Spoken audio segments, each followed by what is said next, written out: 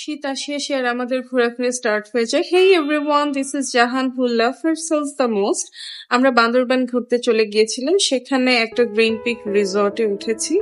রিসর্টটা চারপাশ বেশ সুন্দর ছিল, গ্রিনি একটা পরিবেশ ছিল। সেখানেই শুরুতে গিয়ে আমাদের একটা ছোট্ট বিড়াল ছানার সাথে দেখা হয়ে গিয়েছিল।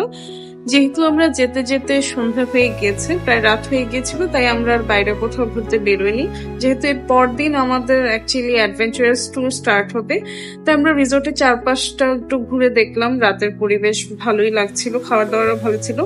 এই যে এর পরদিন আমাদের শুরু হয়ে গেল সেই কাঙ্ক্ষিত ট্যুর। চাঁদের পাহাড় গাড়ি করে আমরা যাচ্ছিলাম, আমি খুব এনজয় করেছি, সেটা দেখতেই পাচ্ছেন। সেখানে গিয়ে একটু চাটা খাওয়ার পরে এই যে আমাদের সেই কাঙ্ক্ষিত জায়গা, চারপাশটা বেশ সোনালি আভা ছড়িয়ে পড়েছিল।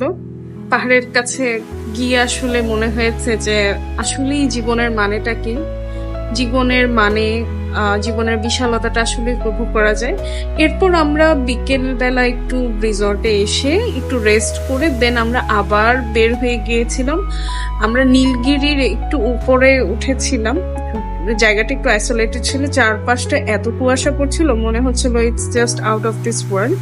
ঘোরাঘুরি পর্ব শেষ করে আমরা একটু ট্রেডিশনাল ফুড ট্রাই করতে চেয়েছিলাম, মুংডি খেয়েছিলাম 60 টাকা করে, খুব মজা ছিল। দেন আমরা একটু সাঙ্গু নদীর তীরে চা খেলাম, এরপর একটু ঘোরাঘুরি করলাম। রিসোর্টে এসে এদের সাথে দেখা, ফুলের প্রজাপতি। তখন একটা গান মনে পড়লো, প্রজাপতি মন লোক পাখনা, দূরে যত দূরে যাও চলে যাক না, টাডা।